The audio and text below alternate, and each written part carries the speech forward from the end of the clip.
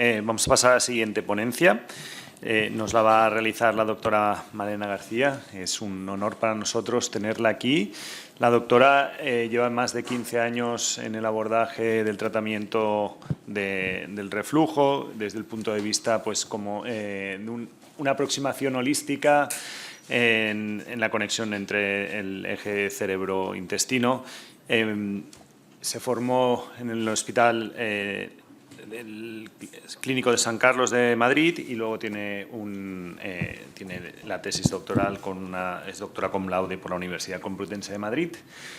Aparte de todo esto, está actualmente en la clínica Blue Healthcare en Madrid y comparte con una antigua colaboradora nuestra, que es la doctora Marta Cruz, que me mandamos saludos. Adelante, doctora, por favor.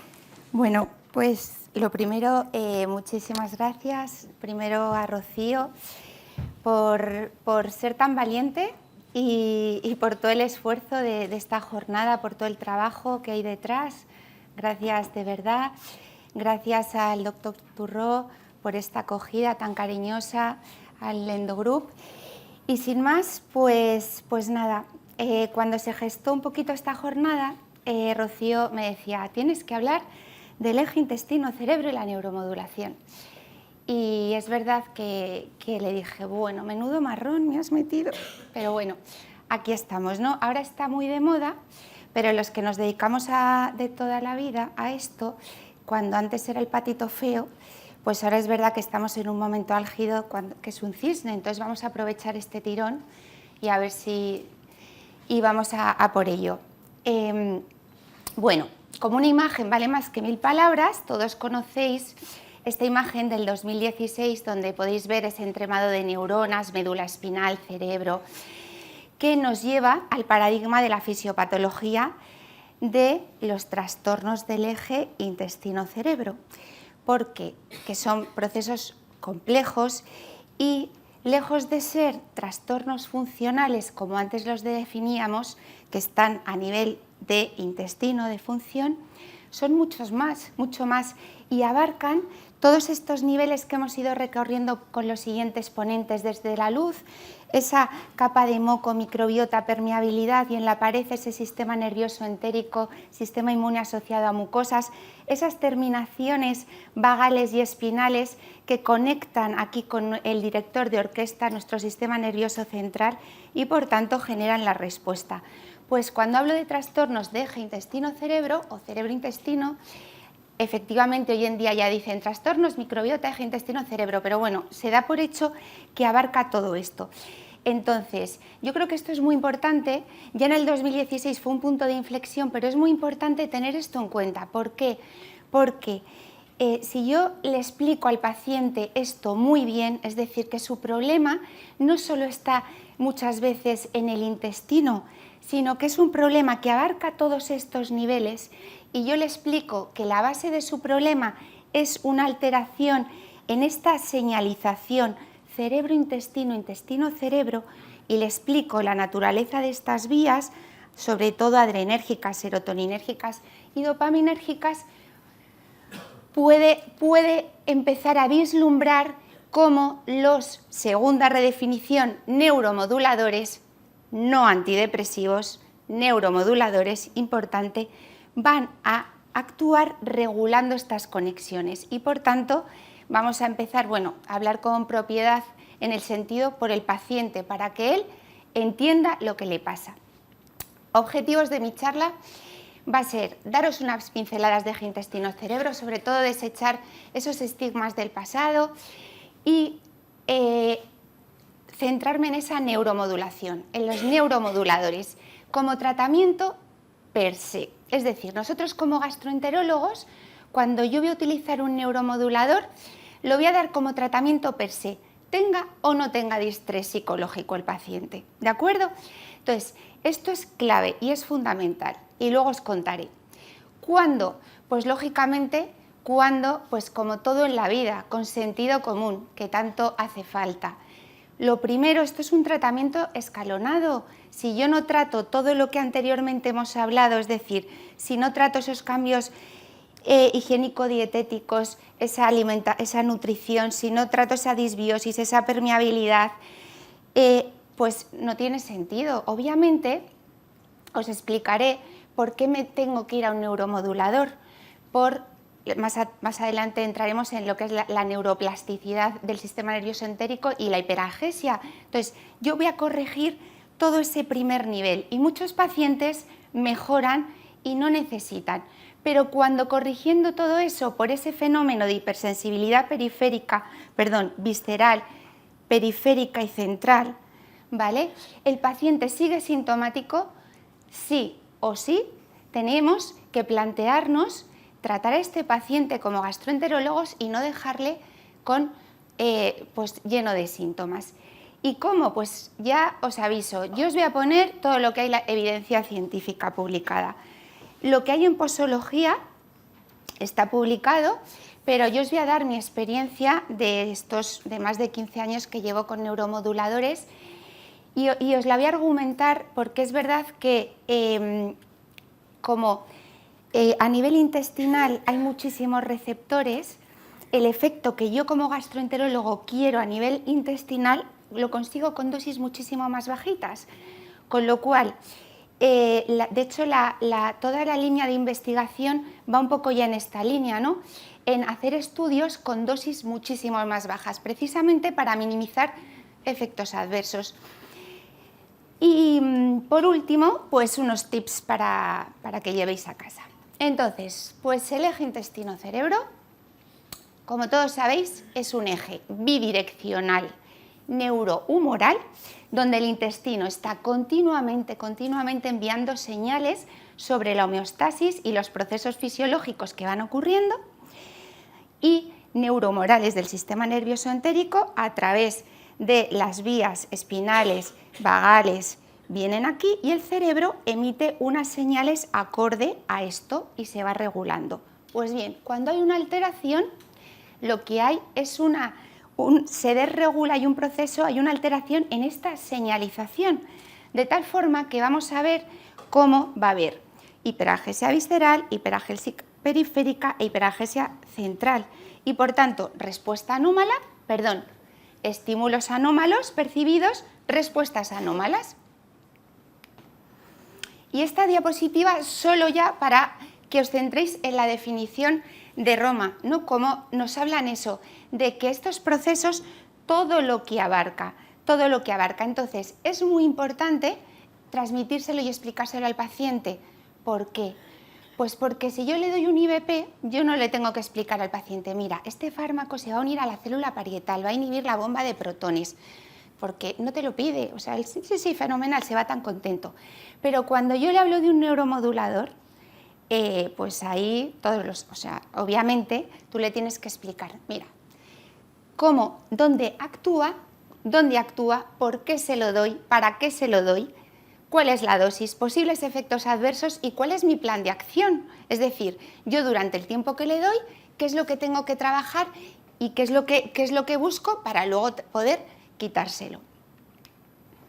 Y es que no hay que olvidar pues, que son afectan estos trastornos hasta un 40% en un momento dado, que hasta un 20 o un 25% tienen una intensidad moderada severa y que son precisamente en estos pacientes donde todos sabemos que esos tratamientos de primera línea son limitados. ¿Por qué? Porque son en estos pacientes donde una vez resuelto la sopa inflamatoria que todos conocemos por la base fisiopatológica del síndrome postinfeccioso, ¿no? Una vez resuelto eso, cuando hay esa hiperalgesia visceral, periférica y central, ¿qué es lo que hago? ¿No? Pues para esto están los neuromoduladores. Por tanto, y ya esto clave, nos vamos de aquí. Vamos a desechar términos del pasado obsoletos, no hablamos de antidepresivos en trastornos funcionales digestivos, ¿por qué no? Porque os lo he explicado, y vamos a hablar con propiedad y vamos todos hoy a salir diciendo neuromoduladores en trastornos del eje intestino-cerebro. Y es que lo más importante es en la consulta, y es lo que a mí me lleva más tiempo, es explicarle al paciente qué es lo que le pasa. Y yo, es verdad que os invito a que esto lo probéis, porque si yo le explico al paciente en qué consiste su trastorno, le puedo explicar el por qué le voy a dar un neuromodulador. Modelos hay muchísimos. Modelos del reflujo, si lo veis, es básico, ¿no? Pues los dibujos que habéis visto. Reflujo erosivo, pero si ya nos vamos, ¿no?, a una pirosis funcional, vamos a explicárselo al paciente. Pues mirad, yo os voy a decir cómo yo se lo explico. A mí me funciona, pues espero que a vosotros también. Entonces, yo les hago un dibujo del esófago, el estómago, el intestino delgado, colon, les dibujo el hígado, vesícula biliar, páncreas y bazo, y les explico el proceso de la digestión con la fase cefálica, Y entonces yo siempre les digo, los trastornos digestivos los podemos clasificar básicamente en orgánicos, cuando hay una lesión en el órgano que vemos macroscópicamente, o sea que, y eso lo entienden fenomenal, y todos quieren tener eso, pero la mayoría no lo tiene, o trastornos del eje intestino-cerebro. Y para entender eso, macroscópicamente no lo veo, pero tengo que coger un microscopio y si yo hago un corte a cualquier nivel de mi tubo digestivo, ¿qué es lo que voy a ver? Y les dibujo dos niveles. Primer nivel, donde va el alimento, sale la luz, una capa de moco, mi microbiota, mis células, mis uniones que configuran esa permeabilidad, y en la pared. Y en la pared lo que más hay, muchas cosas, pero lo que más hay son neuronas. Neuronas con miles de terminaciones nerviosas, motores y sensitivos que engarzan la capa muscular y que configuran mi sistema nervioso entérico. Y posterior lo que más hay es mi sistema inmune asociado a mucosas, de tal forma que microbiota, segundo cerebro, que eso les encanta, y sistema inmune continuamente están dándose información, regulando a través de terminaciones espinales vagas, vienen aquí y aquí se emite una respuesta. Pues bien, en una biología dada, todos nacemos con una configuración dada.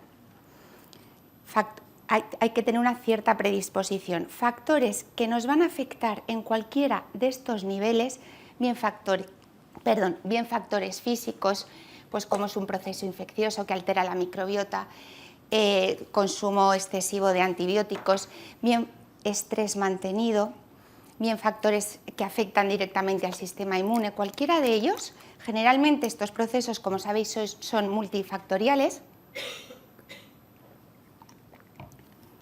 ¿de acuerdo? Me van a generar una respuesta inflamatoria, una sopa inflamatoria. Esa sopa inflamatoria yo puedo, en base a esos factores, voy a tratarla, ese nivel 1 como ya han explicado, pero el sistema nervioso entérico tiene neuroplasticidad.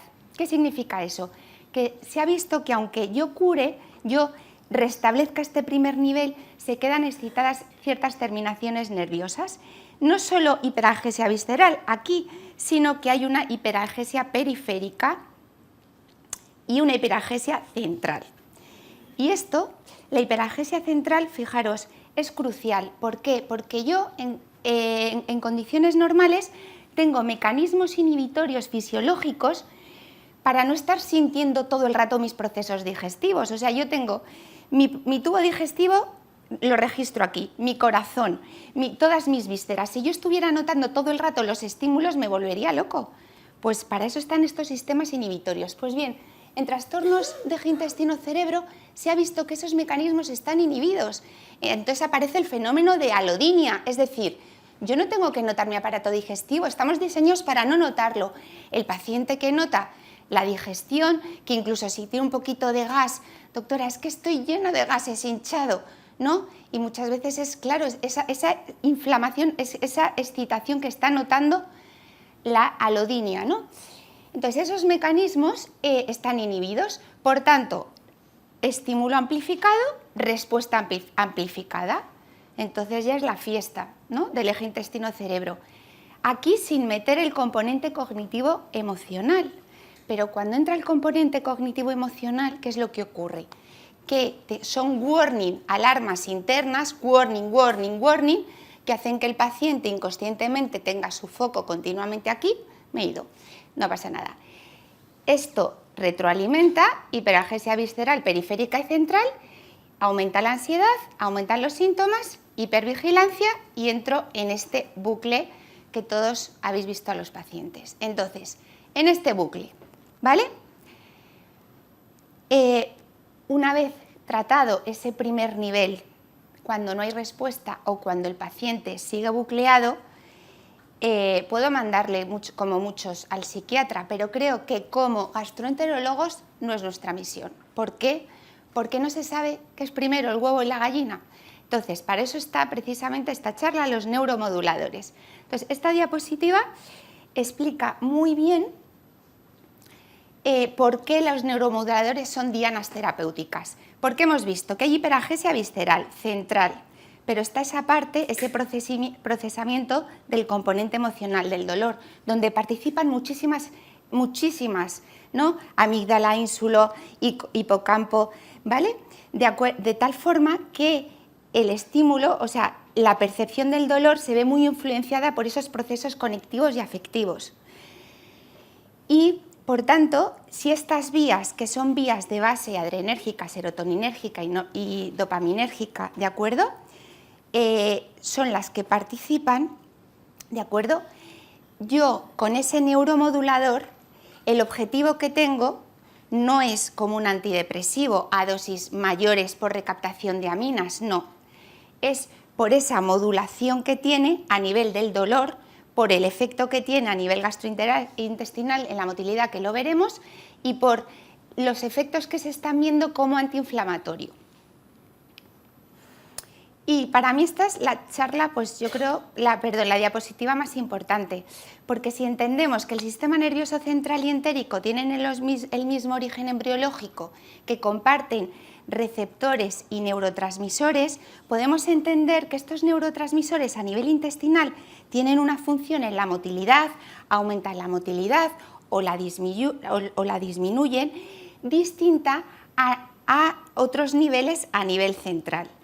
Y que, por tanto, también es muy importante explicarle no solo eso, sino esa parte de componente cognitivo-emocional que yo les explico a los pacientes con esta imagen del oso. Y les digo, si yo voy caminando por un camino con un guarda forestal que está lleno todo el día con osos y voy yo, cuando vemos el oso, el guarda forestal posiblemente ni lo vea o ni se inmute, y yo voy a tener una respuesta de cortisol a tope que me voy a poner taquicárdica. Es decir, que ante un mismo estímulo, esa parte, ese componente cognitivo y emocional participan en que la respuesta sea diferente, y por tanto esa parte de hiperalerta, de hipervigilancia, con terapias adyuvantes, como es una terapia cognitivo-conductual, como es el doctor Michel, a continuación nos dará unas cositas súper interesantes, pues se puede modular y se puede trabajar. Entonces, yo como neurogastroenterólogo lo que voy a hacer es romper este bucle, que el paciente nota menos su aparato digestivo, pero posteriormente el paciente va a tener que trabajar todo este componente. Y es que no son solo antidepresivos, como antidepresivos inhiben la recaptación de aminas, pero es que tienen un efecto muy potente a nivel analgésico, porque es que inhiben esa transmisión de señal nociceptiva por estos mecanismos, pero es que además tienen un efecto en la motilidad intestinal, ¿vale? Y esto, hay estudios, está todavía un poquito más en pañales, pero se está viendo un importante efecto antiinflamatorio. Y todo esto que os he contado en pacientes sin distrés respiratorio, sin distrés psicológico. Pero ¿cuál es la realidad de nuestra vida? La realidad es que nuestros pacientes asocian mucho ansiedad y depresión. Y os pongo estos dos estudios donde aparecen. Y me voy a parar en este, ¿por qué? Porque este habla de eso, que es primero huevo, gallina, gallina, huevo. El paciente siempre te dice que está fatal por sus síntomas digestivos, y tú, si estás un poquito no actualizado, pues siempre tendemos a no, si es que el problema suyo es de aquí, no, bueno. En fin, ¿qué es lo que dice este estudio? Mirad, 12 años de estudio longitudinal, 1.775 pacientes, realmente vieron que los niveles altos de ansiedad se asocian al desarrollo de un trastorno de eje intestino-cerebro, pero es que tenerlo es un factor de riesgo. Por tanto, sistema nervioso entérico y sistema nervioso central interactúan bidireccionalmente. Bueno, la evidencia sobre los neuromoduladores no me voy a centrar, pero es mucho, pero sí que os quiero estos 3, para aquellos que os queráis iniciar, pues resaltaros estos 3 estudios que son los más recientes y lo recogen muy bien. Y ya me voy a la segunda parte, que es ya la parte práctica, decir, bueno, sí, vale, esto está muy bien, pero ¿y ahora cómo lo hago, no? Y fijaros, os voy a dar unos principios básicos, y es que para ese efecto analgésico que os cuento, para ese efecto en la motilidad, la acción, ¿vale?, necesita una dosis mucho más baja a nivel del sistema entérico que a nivel del sistema nervioso central. Que incluso la respuesta lo vamos a ver en pocos días, semanas. Os estoy hablando de como gastroenterólogos. Que entonces, para asegurar una mejor tolerancia y tranquilidad del paciente, la regla del 4 es mía, no aparece en ningún sitio, pero a mí me ha funcionado muy bien siempre. Y es que yo les digo, a ver, les explico todo lo que os he explicado, les hablo, les digo por qué se lo doy, dónde quiero que actúe, que quiero romper ese bucle, que hay que seguir, por supuesto, mientras tanto seguimos trabajando todo. Si valoro que el paciente necesita trabajar esa parte cognitivo-conductual, que la mayoría lo necesitan, empezamos también. Y entonces les digo, mirad, vamos a empezar por 1/8. 1/8, que si sabéis cómo es la amitriptilina, o sea, 1/4, es diminuto, pues ya 1/8 yo digo una pizca, 4 días. Y en 4 días, 1/4, ¿no? Vamos subiendo así. ¿Por qué? Porque fijaros, si hacemos una impregnación lenta, la tolerancia es mucho mejor, y eso sobre todo al paciente le da tranquilidad de ver que no pasa nada y todas esas alertas empiezan a bajar y ve de repente, uy, que no he tenido urgencia, oye, que mis heces son un poquito más formadas, se relaja y ya no tiene tanto miedo a qué me estoy tomando, ¿no? Esto es crucial, aparte de entenderlo bien, es hacerle una monitorización. Estamos hablando que le estoy dando un neuromodulador. No es una monitorización por riesgo como fármaco, porque a las dosis que los vamos a dar son súper seguros. Es una monitorización por tranquilidad del paciente, y eso es clave para el éxito. Entonces yo aquí os digo, pues en función de vuestra presión asistencial, pero siempre mínimo cuando doy un neuromodulador a las 4 semanas. Aunque a las 2 semanas ya es un predictor de respuesta, porque hemos dicho que en pocos días vemos su acción aquí. Y es cierto que yo, por ejemplo, en mi práctica, pues suele ser un contacto telemático a las 2 semanas para efectivamente reforzar. Oye, pues muy bien, pues nada, vamos a seguir en pauta ascendente. Pues es que no lo tolero porque tal, si ya veo yo que no voy a, pues posiblemente lo retiro y reevalúo y no pasa nada y probamos, ¿no?, con otro mecanismo. Si no el efecto a la dosis más baja, cuando hablo de dosis más baja me refiero a la dosis más baja comercializada, ¿vale?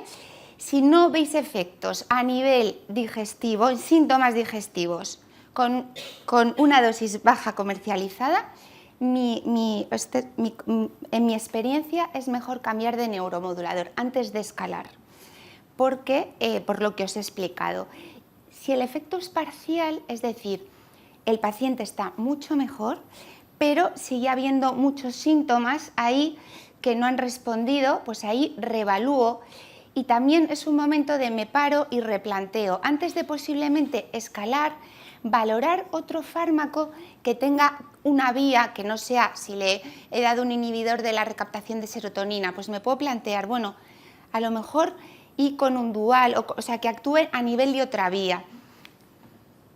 Y por supuesto, esto en consulta no somos psiquiatras, pero somos médicos y tú sabes desde la primera consulta si el paciente tiene un distrés psicológico importante o no. Y eso hay que valorarlo para a lo mejor, pues muchas veces, no en la primera consulta, boom, neuromodulador, psicólogo, tal.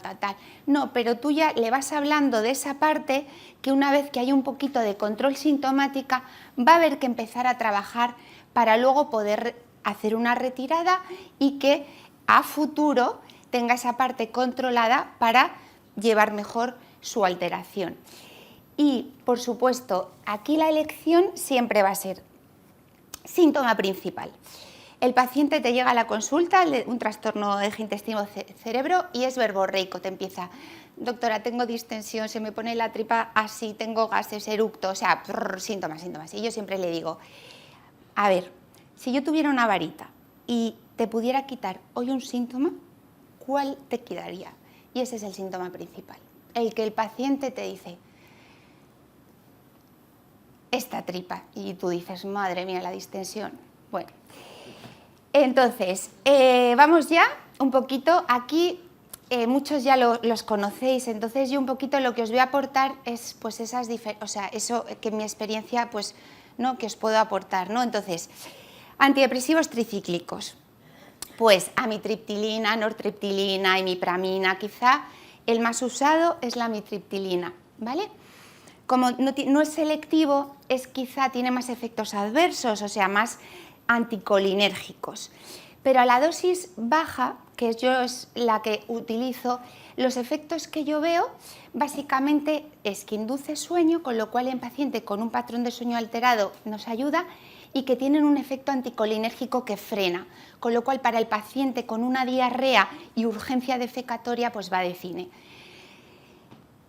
Siempre que pensemos en un tricíclico, el efecto máximo es el dolor, o sea, es un potente analgésico, ¿vale? Eso lo vamos a ver enseguida, y como os digo siempre, los principios básicos que os he recordado al principio, o sea, lo mismo, no me voy a repetir.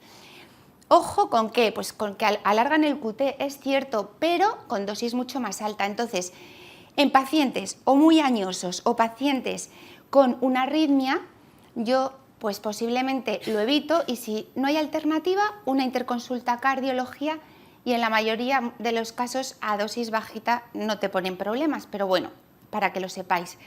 ¿Veis que la diferencia, ¿no?, aquí de la dosis como en un trastorno de eje intestino-cerebro a la depresión?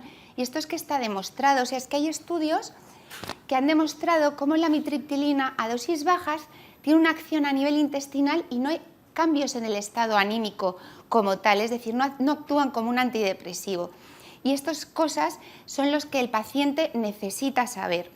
Pone dosis más alta, esto es lo que está publicado, pero yo os digo, si a 10 miligramos no hay ninguna respuesta a nivel intestinal, para mí la amitriptilina yo no sigo escalada. Inhibidores selectivos de la recaptación de serotonina. Vale, igual que la amitriptilina lo tenemos que asociar a un potente analgésico, estos son estrellas ¿en qué? Pues en el paciente que vemos con una ansiedad disparada, un paciente TOC, o sea, el paciente TOC es el que se le ve muy rumiante, o sea, muy obsesionado con su hábito defecatorio, toda la charla es porque mi disposición es porque, o sea, que ves que dices TOC, ¿no? El paciente con fobia, o sea, ese es el perfil idóneo. A nivel de motilidad, ¿qué hacen? Aumentan la motilidad, con lo cual en pacientes con una tendencia al estreñimiento, pues tiene un perfil buenísimos. Quedaros con que son muy seguros, a dosis bajas, impregnación lenta, se toleran bien y son seguros. Y yo clasifico como en dos grupos, ¿vale? Sertralina, citalopram y escitalopram, menos interacciones farmacocinéticas, con lo cual si yo puedo combinarlas con un antidepresivo tricíclico, mientras que la fluoxetina y la paroxetina tienen más, con lo cual no lo voy a combinar. Dosis que aparece, yo me ciño como siempre, dosis mínima. Deciros, citalopram y escitalopram tienen un perfil muy similar. El citalopram es más sedante, por eso, o sea, aunque tiene esa acción de disminuir ansiedad, induce muchas veces sueño. Entonces el citalopram en un paciente con alteración del sueño, pues yo lo pongo por la noche. Algún paciente que, no duermo peor, pues lo pones por la mañana, pero el perfil en general es más sedante. El escitalopram es más excitante, más el típico paciente que esas astenias que ya te vienen que lo hacen todo, o sea, esas astenias que vienen, que ya tienen una alimentación perfecta, que ya han sido tratados por la doctora de la Puerta maravillosamente, que están y que el paciente sigue con mucha sintomatología y esa astenia, pues muchas veces las astenias hay detrás neurotransmisores que en muchos casos no responden al tratamiento de primera línea, ni a fitoterapia, ni a precursores, o sea, ni a lo que es lo más natural. Fluoxetina, idónea para paciente con atracón, que tenga una mala relación por la comida, porque disminuye mucho ese impulso. Paroxetina. La paroxetina, luego ya lo veremos, pero es idónea también para síntomas muy de dispepsia. Y la sertralina es el antiobsesivo por excelencia, o sea, como os estoy contando como rasgos y perfiles, porque luego es verdad que nosotros la indicación va a ser por el síntoma principal, pero nosotros tratamos a un paciente, entonces tenemos que ver el perfil del paciente. Inhibidores duales, recaptación de serotonina y noradrenalina. Como son más específicos, menos efectos adversos y son más seguros que los ATC. Si he dicho amitriptilina, dolor, ISRS, ansiedad, estos tienen un efecto analgésico potente, pero tienen menor efecto a nivel de la motilidad, ¿vale? Y van muy bien, cubren muy bien dolor somático, como es lógico, porque hay mucha vía dopaminérgica ahí. Entonces, el perfil de paciente con además una fibromialgia, con mucho dolor somático. Efectos secundarios, vuelvo a repetir, a dosis bajas no tienes por qué tenerlo. Descritos están duloxetina, hipertensión, por tanto en un paciente con hipertensión pues no se lo voy a dar. Y luego están descritos, y es verdad que los duales, cuando tú empiezas a dárselo a un paciente, son un poquito activadores. Le puede pasar también con un ISRS, entonces hay que advertírselo al paciente, aunque vamos a dar dosis muy bajitas, y a veces si le agitan un poquito pero lo toleran bien, pues eso al inicio hasta la impregnación lo podemos tratar puntualmente con una benzodiazepina para que no le agiten tanto también. Y son muy útiles en depresión y ansiedad. Vuelvo a hablaros del tema de la posología, lo mismo. Nos vamos a los tetracíclicos, la mirtazapina. La mirtazapina tiene una acción fundamental a nivel de la motilidad. Hay muchísima evidencia cómo relaja el fundus, mejora vaciamiento gástrico y por tanto mejora el paciente hiporéxico que no tolera nada, con un IMC súper bajito, que todo le sienta mal. Pues la mirtazapina, si la tolera, es muy buen fármaco. Por tanto, como el efecto adverso es la somnolencia, yo siempre lo doy a la hora de dormir a dosis muy bajita, como todos, como os lo he dicho, y yo siempre veo dos perfiles de pacientes. Aquellos que desde el principio o no le dan sueño o le da un poquito, pero lo toleran fenomenal, y aquellos que un octavo les funde, les da somnolencia. Entonces, en esos pacientes, aunque pasen los días, ese es un efecto por el que hay que retirarlo porque no lo van a tolerar. En los efectos adversos, lo que os he comentado, es verdad que aumenta el apetito, ganan de peso, pero vuelvo a lo mismo, a dosis bajitas se puede controlar y a veces hay pacientes que lo necesitamos y son fármacos muy seguros. Y ya en otros, cuando me voy a una trazodona, un antipsicótico atípico, gabapentina, que se utilizan, ¿no? Y tienen sus indicaciones, ¿por qué no me voy a centrar aquí? Pues porque cuando empezamos con los que os he comentado, tricíclicos, ISRS, duales, tetracíclicos, y no hay respuesta, me iría a estos. Pero ya estos son pacientes complejos que hay que verlos en un marco muy multidisciplinar, bien con un psiquiatra, bien con una unidad especializada en dolor. Y vamos a la pregunta, pero entonces, ¿qué fármaco elijo? ¿No? Pues síntoma predominante, lo que os he dicho, perfil del paciente. ¿Qué es esto de perfil del paciente? Pues, ¿tiene distrés psicológico importante o no tiene? ¿O es secundario? Lo tengo en cuenta. ¿Cuál es el patrón del sueño? ¿Tiene un sueño ya alterado por esta también, ¿no?, alteración o no? ¿Vale? ¿Cómo es su relación con la comida, su IMC? ¿Es un paciente hiporéxico o es un paciente que está reborondo y que se lo come todo? Pues ahí no le voy a dar uno que aumente el apetito. Y luego la tolerancia. Aquí, yo os he ido contando un poquito en cuanto a síntoma, pero me voy a centrar sobre todo en lo que habla esta charla, que es, ya vamos a síntomas lo que son más superiores. No me voy a síntomas inferiores para no para no alargarme. Dispepsia y epigastralgia, pues ya os he hablado de la mirtazapina. Y ahora me voy, por ejemplo, al globo faríngeo y a esa disfagia. Pues aquí, opciones que tengo. Mirad, la amitriptilina como por dolor en ese perfil del paciente, ¿no?, que a lo mejor tiene además diarrea, tiene un poquito de sueño alterado, es un paciente que no tiene ahí contraindicación, puede ser una opción buena. Os pongo al lado de Ansit porque es una combinación de tricíclico con un neuroléptico. Este es muy antiguo, pero en estos globos faringios o síntomas muy esofágicos va fenomenal. Se puede poner y quitar, es como muy seguro y va muy bien. Los tetracíclicos, la mirtazapina, cuando es un globo faríngeo o síntoma esofágico muy asociado, ¿no?, a retraso en el vaciamiento, a digestión pesada. Un ISRS, cuando hay un síntoma muy predominante, ¿no?, ahí de ansiedad, pues para estos síntomas efectivamente pues me voy ahí, cuando pues si además el paciente tiene pues más tendencia al estreñimiento, pues me iría a un escitalopram como activador por la mañana, citalopram si está alterado el sueño, una sertralina si hay mucho tal, paroxetina si hay mucho síntoma de dispepsia, y un dual. La venlafaxina tiene mucho estudio en estudios de síntomas esofágicos porque también se ha visto cómo mejora el vaciamiento y si hay un componente de ansiedad.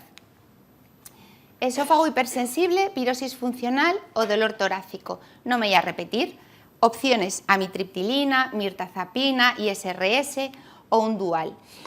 Y fijaros, os pongo esta porque aunque yo le voy a dar una dosis bajita y mi objetivo, ya os lo digo, es tratar no el distrés psicológico, sino tratar síntomas digestivos, cuando el síntoma predominante es esa parte de ansiedad, fobia, agorafobia, por lo que os digo de activación de la amígdala, de tal ese parte componente cognitivo-emocional, a dosis bajitas, cuando yo trato esa hipervigilancia, esos warning van disminuyendo y la homeostasis, nuestro cuerpo tiende a regularse, entonces desaparecen, mejoran mucho los síntomas digestivos, con lo cual efectivamente pues si hay ese predominio, pues utilizo estas opciones. El máximo efecto lo vamos a ver 4-8 semanas, pero a nivel digestivo no. O sea, a las 2-3 semanas es un efecto ya parcial como efecto máximo, pero ya vemos efectos a nivel digestivo y es un predictor de buena respuesta. ¿Y cómo prescribo y suspendo estos fármacos?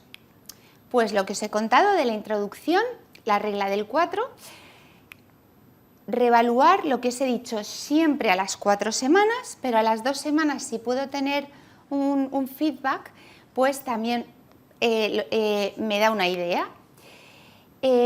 Necesarias 4-8 semanas para evaluar eficacia completa del fármaco y si me funciona lo voy a mantener de 6 a 12 meses si la respuesta es esperada. Mirad, y en este tiempo, ¿cuál es el plan? ¿Le doy el neuromodulador y me olvido? No. Le doy el neuromodulador, el paciente va a mejorar, sigo un poco tratando, pues no me olvido de todo ese primer nivel, porque estos procesos, vuelvo a decir, que afectan a todo, ¿vale? Y le explico al paciente que en este tiempo ha mejorado, pero que este proceso no es así y estable, no. Este proceso tiene sus picos de inflexión y en cuanto ya está bien, va a tener días malos. ¿Por qué? Porque al final no hay que olvidarnos que estos trastornos de eje intestino-cerebro, el paciente, esto es su termómetro, va a ser, yo siempre les digo, eso es vuestro tendón de Aquiles.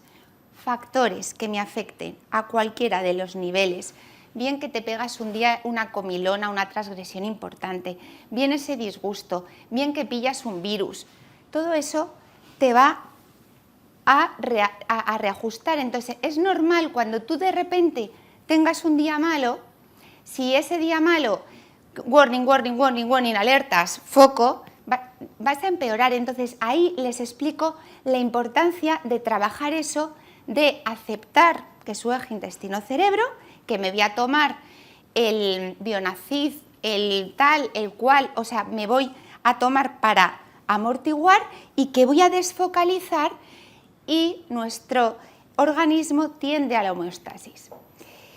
Lo voy a mantener más tiempo si hay comorbilidad asociada psiquiátrica.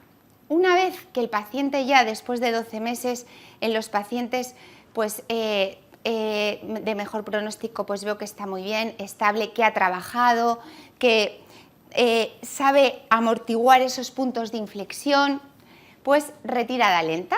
La retirada lenta según la regla del 4, lo mismo, yo hago retiradas de un cuarto, 2 semanas, o sea, me paso perfectamente pues 4 meses de retirada, con el punto de si en un momento el paciente se desestabiliza, pues lo reevaluamos, vemos si hay que poner alguna cosita que le ayude, vemos que también el paciente ya cuando empieza a conocer cómo funciona su eje intestino-cerebro, pues ya, sí, bueno, es que esto, claro, tuve aquello, bueno, ahí nos planteamos si mantenemos esa dosis y espaciamos más la retirada o si lo podemos reforzar y seguir.